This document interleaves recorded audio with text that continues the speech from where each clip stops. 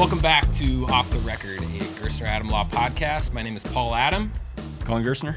And today we have a special guest, Mr. Ryan Kramer. Thank you, gentlemen, for having me. Great. We're excited. We're going to try to make an effort to trot out some guests here that, help shape our community. Paul and I grew up here, much like yourself. And there are a lot of people out here that do a lot of good work, make our community better, and you're one of them. Thank you for saying that. Yeah, we're excited to hear all about it. Ryan is a man that needs some level of introduction here. I've known him a long time, and his present role is as the Executive Director of Family Service. Yes. What is Family Service? So Family Service, first and foremost, 501c3 nonprofit here in Yellowstone County. We essentially exist with this tiny little goal of really eradicating homelessness and poverty and hunger in Yellowstone County, which I say that in jest because that's a job that's never going to be done. But at the base core of what we do, we focus on feeding and clothing and furnishing individuals who are facing poverty in Yellowstone County. I mean, are these families coming to you? Do you seek them out? I mean, how do you find the families that are in need? In a nutshell, yes. People coming in through our doors on a daily basis who are in need. Typically, when people think of us, they think about us for supplemental food. So anyone who passes through our doors who's looking for additional support, with supplemental food, we kind of talk about the breath test. If you come in and you tell me you're hungry, you're walking out with food. So we do have to do a couple of demographic questionnaires about, where are you at so that we can turn that back into the state, USDA, federal government, because we do have to fill out all the fun stuff for the feds. Sure. But beyond that, no one is ever going to leave without receiving that. So you can make $1 million or you can make $1. You're still going to get fed the same way. You can come to us once per week, and that's not like you came on Monday, you can't come again until Monday or Friday till Friday. We just say it's one time in that week. And then we just ask for you to shop for what your family needs. Don't go overboard, but we're really not here to judge on what you need when you're coming in. So for the most part, when people think about us, they really do think about us for the supplemental food side. On top of that, we offer rent support, utility support, deposit assistance. We have vision assistance. We have scholarship for better education. We have a thrift store. We can voucher clothes, and we even do free clothing. So yes, for the most part, the community knows us. But beyond what we do in the community, we deliver food as far east as Miles City. So we have a food bank, not our food bank, but we partner with Montana Food Bank Network sites across the state. So we deliver food as far east as Miles City, as far west as Big Timber, as far south as Bridger, and as far north as Lewistown. So when we say the numbers that we'll talk about today and we talk about who we serve those individuals in Yellowstone County, but we're Yellowstone County and our surrounding communities is what we always say. So we partner with Montana Food Bank Network, who's based out of Missoula, and then the USDA. We're the only USDA and MFBN drop site in the entire city. And you mentioned before we started filming, you quantify this food in pounds that are coming through Family Service. And I thought it was a pretty remarkable number. So we've hit as high as 4 million pounds in a year before, and that is what we are physically giving out to individuals in need. The question that always comes up and follows up after this is like, well, how are we getting that? So because we are a partner of the Montana Food Bank Network, we can receive food from grocery stores who then get a write-off for food that is about to expire. So every Albertsons, Walmart, Sam's Club, anybody that's in Billings essentially would like to take advantage of that tax loophole. So they donate food to us. They get the incentive for it. It's pennies on the dollar. But one, it keeps food out of landfills, and two, it's feeding our neighbors in need. So that's the greatest support that we're receiving is just from local, grocery stores and support like that. But then on top of that, Montana Food Bank Network is who's sourcing food from around really the region. They can get pennies on the dollar for food, so we can purchase from them if we need to, and so can all of those other sites like the Rescue Mission, Salvation Army, St. Vincent de Paul. All of these are entities that do exist within Montana Food Bank Network, so they'll drop that food off on my site, and then they would pick up from us. But if they have a wish list essentially and say, hey, we could really use ground beef or chicken or whatever they request, if I have that within our inventory, we can help them out as well. So again, as we talk about going to Miles City and Lewistown and Bridger, we also have about 20 other organizations here in Billings that we support with food as well. So like I said, Montana Rescue Mission, Salvation Army, St. Vincent de Paul, YWCA, any of those entities that you're thinking about for food support, we're helping those guys as well. Okay. Cool. Okay. You said something that I thought was interesting. You said people can shop for food. Yeah. Obviously, it's not in a traditional sense of going to a supermarket. But I guess how does that work? People show up and pick their meals, or? So what is interesting about this is It is really in the traditional sense of a grocery store. We call it the client choice food pantry because it is literally your choice what you take. We are unique in that way where it's not a box of food that we put together and we pass out. So when you come in, you get scheduled and we treat it like the DMV. So we have an online check-in platform online, obviously online. We schedule about 8 households every 15 minutes. And then if you aren't able to use a cell phone or have a computer at home, walk in just like you would at the DMV. You get your number, and then when your number's called, you're going to go in. You get a grocery cart, and you shop our food pantry like it's a store. We're always going to have fresh produce. We'll always have bagged or canned produce. We will always have some sort of carbohydrate. We'll always have bread. We will always have canned food. But on top of that, we're always going to have fresh meat, whether that's going to be beef, chicken, fish, pork. We will always have that, usually 1 to 3 of those items. We're always going to have dairy items. We do partner with other nonprofits here. We talked about Family Promise before this started, and they're kind of the place that people go to for diapers and children's needs like that. But we do have diapers and wipes, baby food, not every single day, but we try to keep it stocked. So yeah, you're shopping for what you need for your groceries. On top of that, we have a thrift store. We sold about 275,000 items last year, and the average price was under $3. But if you can't afford that $3, we can also voucher items out. So a lot of situations we'll see your mom and children fleeing a domestic abuse situation with the clothes on their back. So they can come to us and ask to voucher items. We can do twin beds. We can do clothes for kids. And then even beyond that, now 1 time a week, we have a free day. So any item that we can't sell, whether there might be a small hole in it, there might be the tag that's missing, so I don't know the size of it, we put that into a free day. So now we're seeing anywhere between 300 and 500 families coming in on our Wednesday, which is the free day today. Wow. And yeah, completely free for what you're taking. Now that's not out of the store.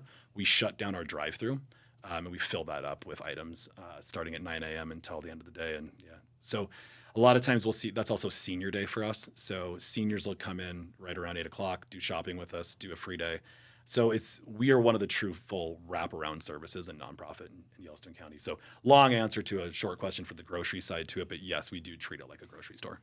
It's amazing. How many people per day would you say show up at the grocery store? Well, I would guess 164, which is our exact number. So right now we're seeing that be our average. When we had the SNAP issues last fall, we were averaging right around 150 households per day. We went into the 220 range right after that. So for all of the SNAP shutdown, we were averaging over 200 families. It scaled back to about 175, and now we've settled in the past months right around that 164, 165 number every day. Wow. And those are families, those aren't individuals. So the true number to that really is more like 400 people that we're serving on a daily basis. And the rough average is about 10,000 pounds of food that go out of our doors every single day. And are those people who would otherwise face hunger if not for family service? Yeah, and what we like to talk about is, again, it's a supplemental program. So we know that we are not going to be the only thing that you're going to be able to eat for that week. But the reality to it is that if we can cut your bill in half, then you can use those finances to offset something else. And the majority of the people who are coming in, the vast majority of the people who are coming in are working individuals. We're seeing a lot, we just did some statistics on this, a lot of seniors coming back to us, which we know this is happening. We know seniors were planning on retirement because of circumstances in the past several years, just with some inflation, some issues that, outside of their own control, they have utilized us for their food. They might be focused on just Social Security. That's the only way that they're going to receive any income. So yeah, without this, we hear it on a daily basis that, yeah, they would be going hungry, going hungry or having less than they'd like to have. Yeah, no, certainly. I mean, you've been there. How long have you been there now? So I've been there for 5 years. I've been the executive director for 3. And I'm sure that you see, so many families, but I would imagine you build some connections with these folks. You watch, how those services help these families, get off the ground. Maybe it's someone that came in, just had a bad run of luck and needs just a small slice of time to get back on their feet. Or just people that just can't get out of it.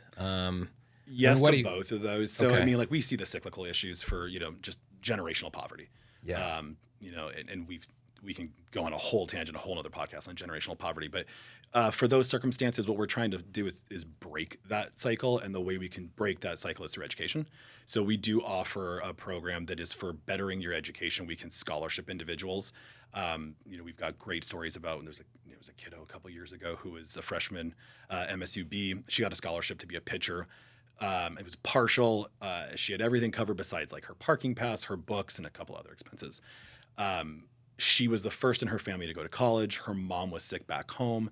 And because of just those costs, she also couldn't work because she's a softball player. Yep. She had come to us and she had asked for the grant for this, and basically just said, if I don't have some other income, I'm gonna have to drop out. So I said, well, obviously don't do that. So we actually paid this for her for 3 years, graduated, and she ended up going into her master's program. So she's the first of her house that's going to graduate, and I think she's now a radiology tech.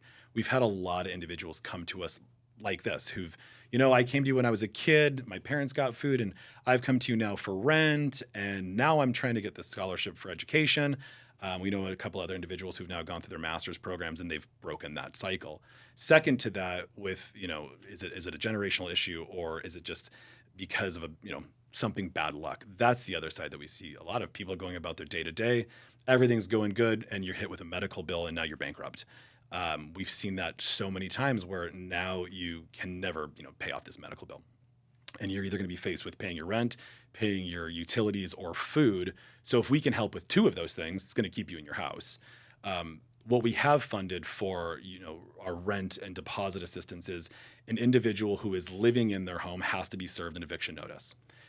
Once they're served an eviction notice, we can then pay for the rent. But beyond that, I'm not allowed. It's not that we're not allowed to. It's just the policy is that you've shown that you've expended every other income before you've gone to receive funding from us. So we are keeping individuals in their homes. We also partner with the United Way and the Bezos dollars for individuals who now are homeless families who are working to get into a home. We can work with that as well. We can do deposit assistance. So yeah, we see a myriad of issues, but we get to know these individuals because they might be coming to us for a short time or a long time, in the sense of folks that are coming to us for a long time. We get to know their stories, and just actually ran some new numbers on this. So right now, the percentage that we're seeing actually for working families is about 34% of the people that we see, but you can cross over with all these. So we have 46% are seniors, 30% are children under the age of 18, which is always usually the biggest number that you see when you talk about individuals living in poverty. That number is typically children, because there's typically more than two in a household. And then working families, single parents, you can be more than one of those statistics. Yeah. But right now, 34% of the people that we see are dual income working families. The highest number is seniors who've come back. And they may be working as well. They may be on Social Security. But yeah, the vast majority of the people that we see are dual income working families who just, for whatever reason, hit a string of bad luck. They're coming to us. But I would say it's, it changes annually, but under 5% of the people that we're serving at any given time are actually individuals who would say, I am homeless at this time. We're keeping them out of homelessness. There's other nonprofits that exist for that exact purpose, which you're talking about, but it is that stereotype, it's that stigma. We talk about it a lot with client choice, how we want to do everything we can to have this sense of pride, and we never want to take that from you. We want to make it the best place that you can come and just say, look, I just need some help, and that is the vast majority of the people we're serving. A lot of our listeners are Billings locals, business owners. Some folks are listening, to get law advice or to hear things about the law. But it's members of our community, just like we are. We could talk to you about this all day, but I guess one thing that I'd like to know, and I'd like you to talk about, is what is the need for family service, and what's the message that you want to give to the community? Like, is there something, maybe seasonally this summer, or things that are coming up, or, what's the message to the Billings community now that you kind of want to get out there? So I've worked in nonprofit for 20 years, and that question comes up all the time. Like, what do you need? What can the community give to you?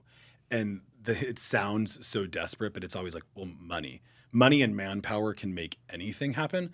My wife and I, we had this realization. We were in Rome in 2017. We were looking at the Colosseum. And we had just asked, how can you do it in this time period? And the answer that we got back from somebody was money and manpower. Like they had the most money, Yeah, right. of any generation or Right. any civilization, and they had slaves to build this thing in whatever time period they wanted. So if you have money, you can really do anything, but you still have to have the manpower to get it done. You can have the manpower, but if you don't have finances to do what we need to do, like you're still, SOL. But to have both of those things, money and manpower, what all nonprofits need. The nice thing is, we've been very, very financially sound for the past several years. We focus our funds specifically right now on rent and utility assistance and the day-to-day, because right now we have so many partners that are assisting us with food insecurities. So what do we need? We need a lot of manpower. We need folks who are willing to pitch in. It is cyclical. So we see, the majority of our volunteers that are coming out are typically over the holidays. That's the same for most nonprofits. But we still need a steady influx of food. So money allows me to purchase that for pennies on the dollar. But also if people want to donate, there's so many individuals, there's so many schools, there's so many organizations that do food drives. Those are awesome. I mean, that is never going to be something we don't request for food drives, clothing drives.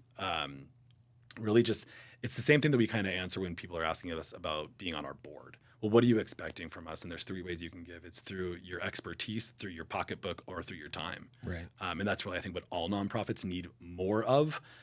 Selfishly, we're always going to plug funding. The best thing that we can also say, though, is that for every dollar that's given to us, only 7% goes to overhead. So 93% of all of our funds go directly back into our programs. We keep extremely tight ship. Same thing for our store. Every dollar that we sell out of the thrift store, 93 cents goes directly back into the programs themselves. So Okay. we always like to say that because we want to be good stewards of dollars. We want to make sure that they're going to the places that we say that we're actually using them. And we want to make sure that the individuals in our community are getting those needs met. You bet. So this is all great stuff. We're a law podcast. Many people say maybe the preeminent law podcast in Montana. My understanding is 3 years running on best law firm in the city. Right? Don't Keep insult going. me. 4 Ryan. years now? No, keep going. Am I Keep off? going. 5? Okay. 5. Yep. Okay. Not that I I'm always counting, drive by but and see the billboard on my way home on the Oh, overpass. shoot. Yeah, You I can did cut that, 5. Ben. Okay. No, that stays in. Okay. I guess what legal needs do you see your clientele facing on a day-to-day basis? So this was before I started. We actually partnered with Free Legal Law Counsel. I don't know exactly which firm was doing that for us and how long ago it's been.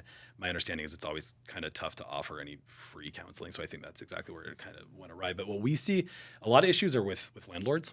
One of the things that popped up, and it's coming back again right now, is how we pay for anybody's rent assistance is they've been served an eviction notice. So we cut the check directly to the landlord. We would never cut a check to the individual themselves. Same thing for utility assistance. I'm not giving you $500 to go cover a bill. We're actually going to pay it off through the utility service themselves. But what we're seeing is a lot of property owners are writing into the contract not in the first year, second year, third year. It might be on the 5th year down the road. They want to jack the price up. And in order to do that, they'll put a little light on them that says they won't accept third-party payment.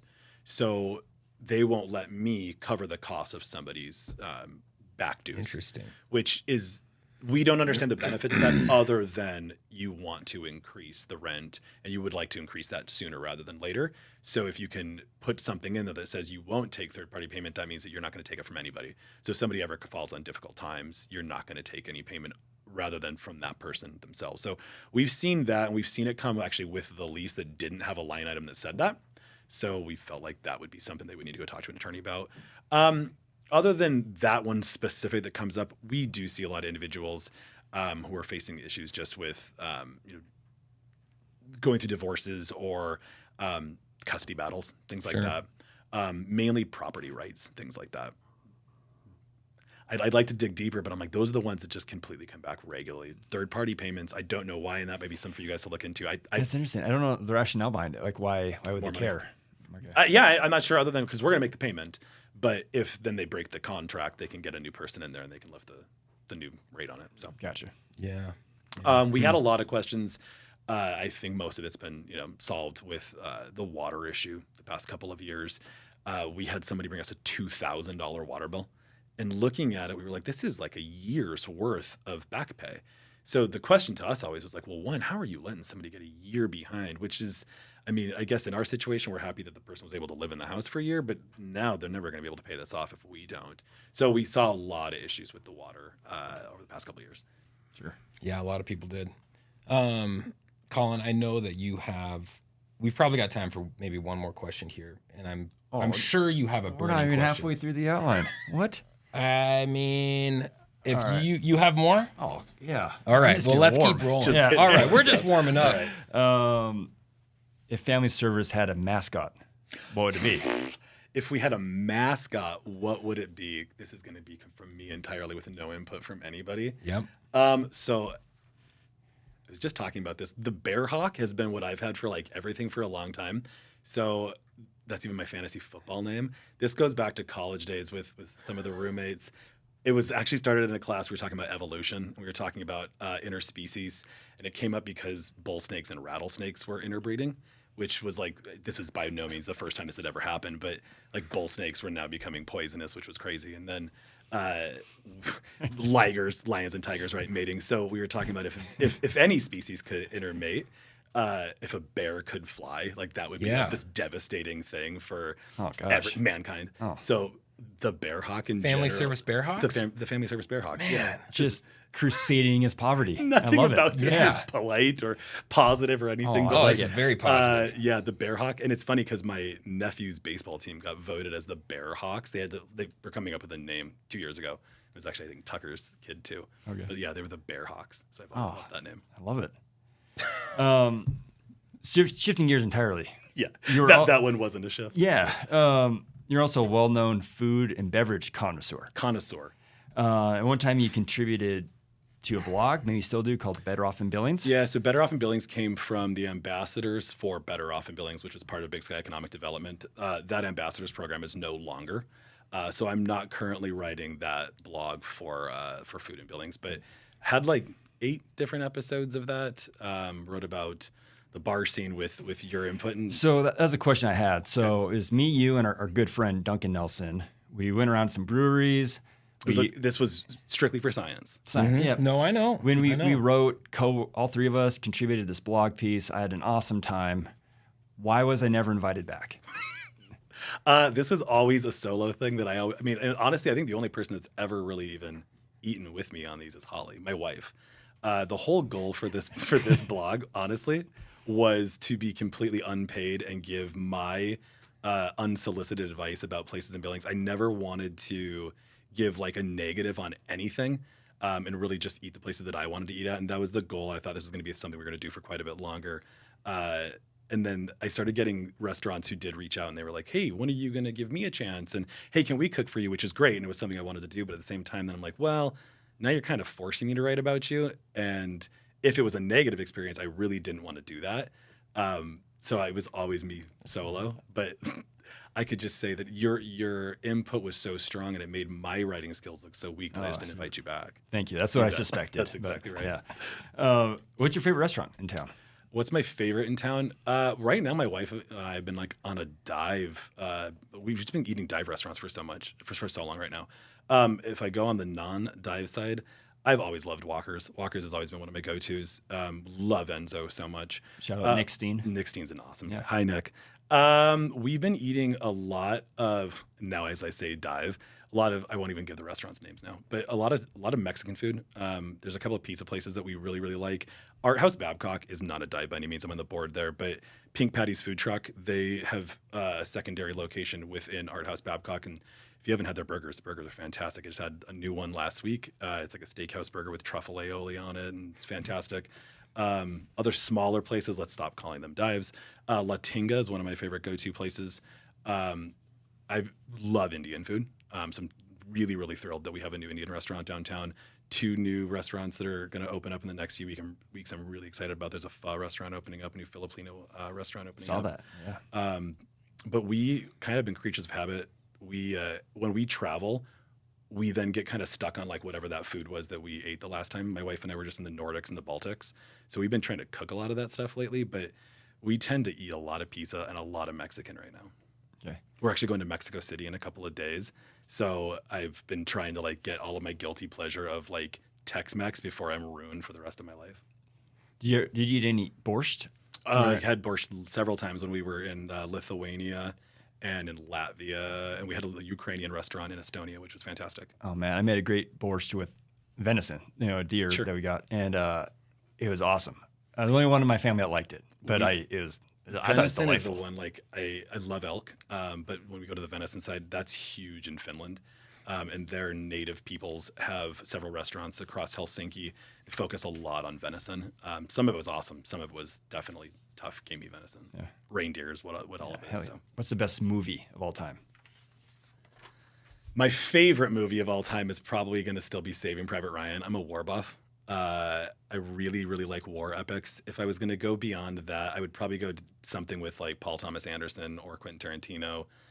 But I'd probably always say Saving Private Ryan. For whatever reason, it's kind of my not guilty pleasure, just to go to a long war epic that's going to make you feel bad at the end of the day. But that's typically what I tend to watch. Sure. Yeah. If you're appointed dictator of Billings, what would be your first executive order? Oh man, I would probably go something like towards what I really should focus on, like for my job, and say something like a Medicaid for all or food for all type thing. If it's a dictatorship, then I can just impose it, right? And You simply just say, you just say it. oh yeah, just cap food costs, cap gas costs, cap rental costs, yeah, just everything. There you go. Make life more affordable and easier on individuals in the community in some capacity. So I imagine your job involves fundraising Mm-hmm. events. What's your most awkward fundraising moment? Sending like correspondence to the wrong person. That's like you can get fired for that in this field. And yeah, send somebody like, hey, thanks so much for your donation of this amount to the wrong address. It's super embarrassing. So for context, I'm on the record on a previous podcast that there are some legal phrases that I think are dumb and need to go away. Okay. And Latin phrases, what are we doing here? We speak English, right? Get rid of the Latin legalese, phrases. okay. Yeah. If you can permanently ban a phrase from the nonprofit world, what would you ban? That's the way we've always done it. I think that's just not nonprofit. I think that's like in every single world. Well, that's just the way that we've always done it. So we don't always have to do it this way. In nonprofit, you do a lot of event planning, and that's like my biggest no-no is, well, we're doing it this way because we've always done it that way. We'll think different, and we can make it different. So I was trying to guess what you would say. So I've corresponded with, various nonprofits and boards over the years, and about half of the emails involve the term circle back. How many times do you use the phrase circle back? I don't use it. I can think of like all of those buzz things though that you type like per our earlier conversation or any of those are just, I think, old phrases that probably need to be done away with because we know what we're all thinking when we say that. Like, hey, let's circle back to that really means like you weren't paying attention. I'm going to reiterate what I was saying. Yeah. There's plenty of them. Okay. What's the most overrated sport? NBA. I don't watch NBA actually, so I love college, and I know that you're a Nuggets fan. I know you follow basketball. I love college basketball. I love baseball, and then obviously football is what I'm going to watch the most. Right now, as I'm watching World Cup, I told my wife I was like, I'd so much rather watch soccer than I would rather watch than NBA, but I only like watching college basketball, and I don't know if it's just that once they get to NBA. Like there's no defense. Everyone's traveling. 13 steps counts. Euro step counts. And that's just me being ignorant too. I just don't watch enough of it. No, sure. What's the worst food that everybody pretends to like?